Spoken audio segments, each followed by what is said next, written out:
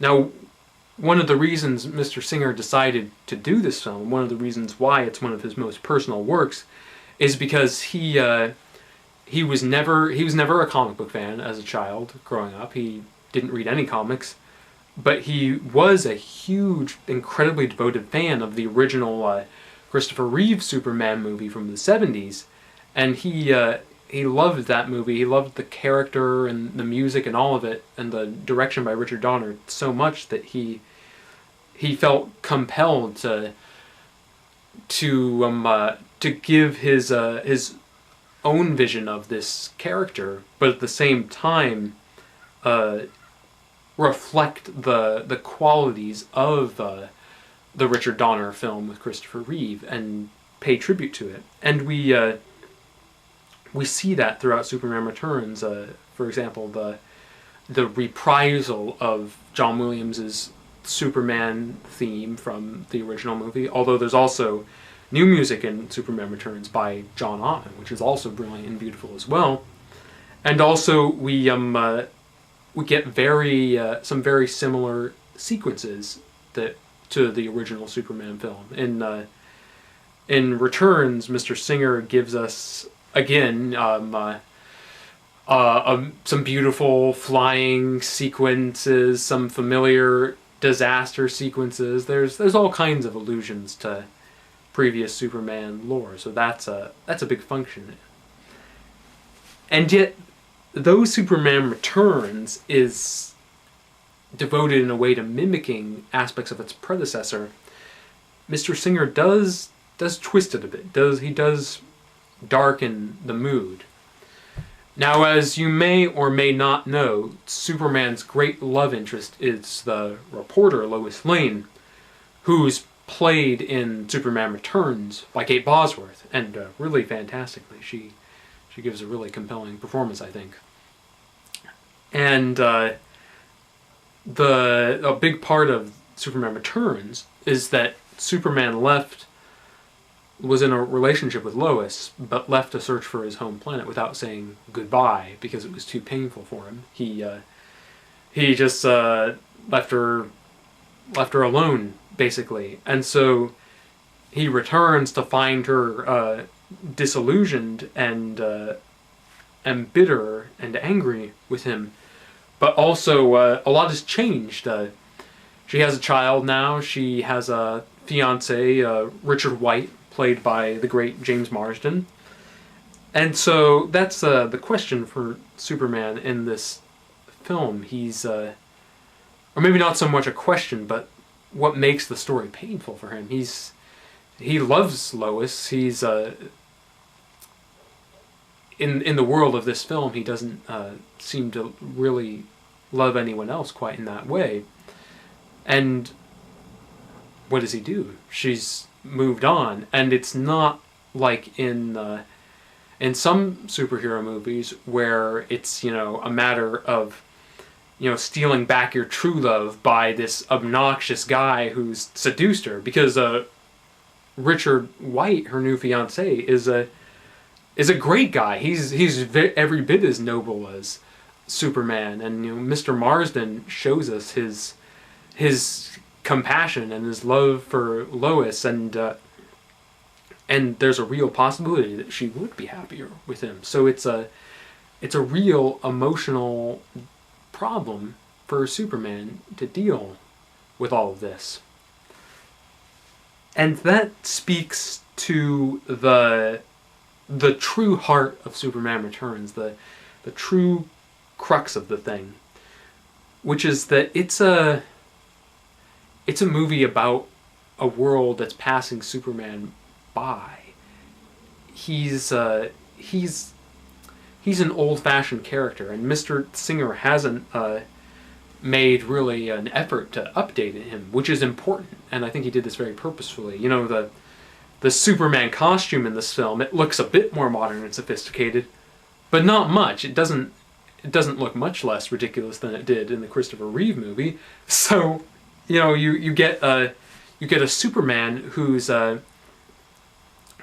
seems like the modern world has passed him by, And this is this theme of time is and nostalgia is perfectly embodied in a scene at this newspaper, the Daily Planet, in the movie, where the head of the paper is asking his photographers, like, what have you got?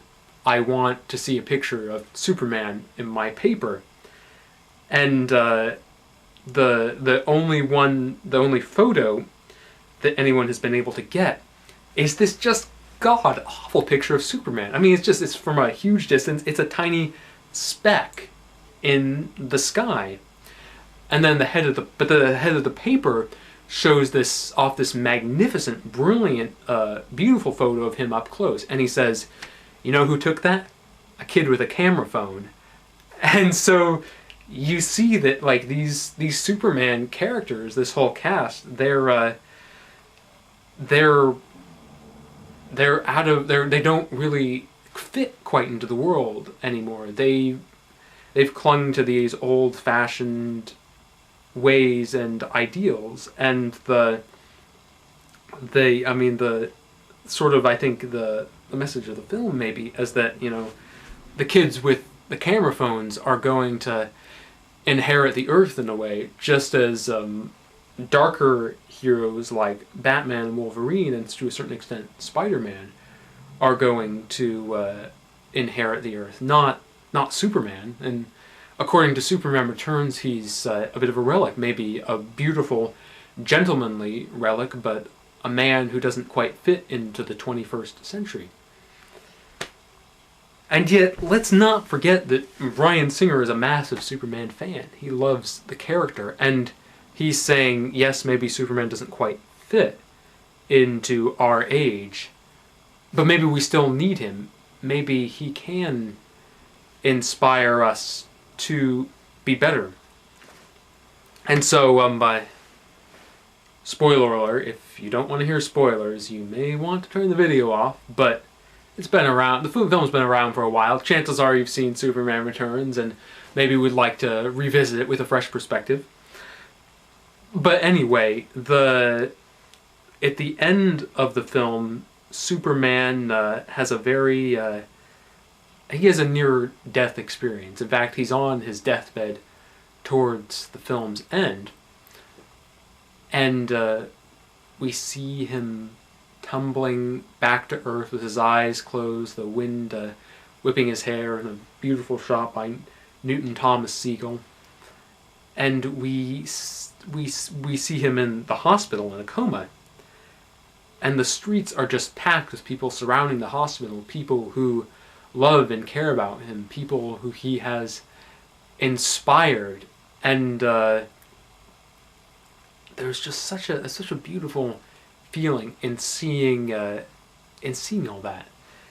And in the end, the interesting thing is that Superman in this film is not, he's not the most complex of characters. Alright,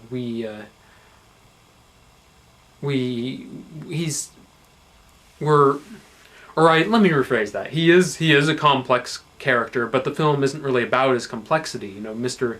Singer often offers shots of his eyes and just wants you to understand what he's feeling by looking him in the eye, and you can, because Mr. Singer is that good of a filmmaker that he can do that he can shoot evocatively so you understand emotion just by looking at a character's face, and that's a really beautiful thing.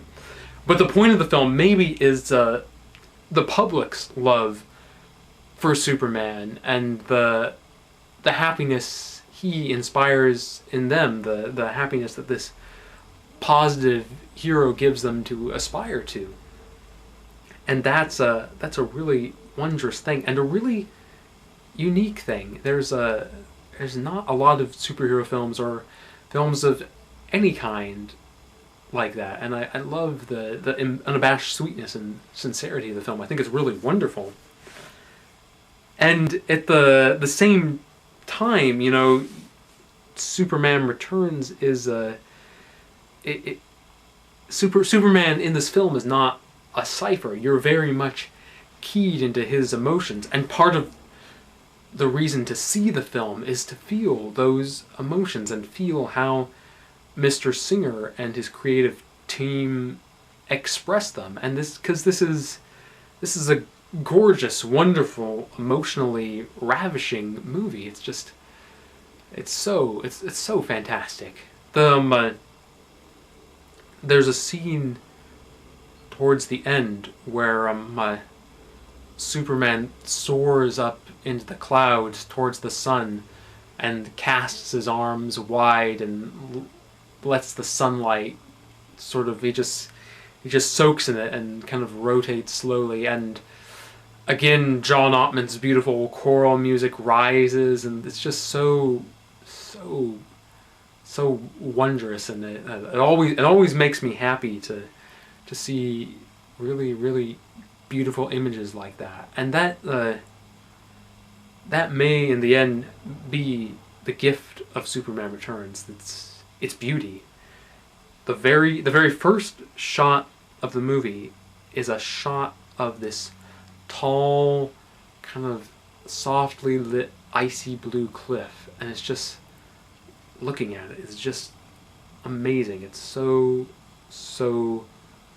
wondrous, and I love the way that that for Mr. Singer, it is not enough. It's not enough to just film a scene. He has to look at every bit of it. The actor, the environment. He has to see the beauty in it. Whether it's Superman soaring above the clouds or across the ocean, or just carrying his briefcase up the street. He believes in seeing the beauty in these images. And in the end, that beauty feeds into the film's resolution that maybe, yes, Superman is a man out of time. Maybe he is a bit outdated. But there's a clever little twist at the end which suggests that he can still be a part of our world. His goodness can still inspire us, and he can still find a way to pass it on, to share it with us.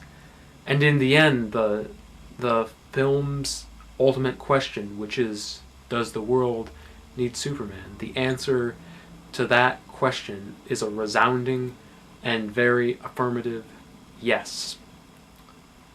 Well, that's all I have to say about the wonderful Superman Returns. A couple notifications for whoever's out there listening, watching. This series about my favorite films of the 2000s is going to go on a little bit of a hiatus, because next week we will have a group review of the Grand Budapest Hotel up, which I'll be doing with Moshan Maxwell Myers and our newest reviewer, Patrick Balin. And then spring break, I will be on hiatus because I will be on vacation in Manzanita, yes, where I plan on watching some fantastic movies. And after that, I will return for the last 2 entries in this series on my faves of the 2000s. And they will be focused on, first, the romantic drama Two Lovers starring Joaquin Phoenix and Gwyneth Paltrow. And finally, another Bryan Singer film, X2. So thank you so much for watching. Hope you enjoyed this video, and in advance, happy spring break.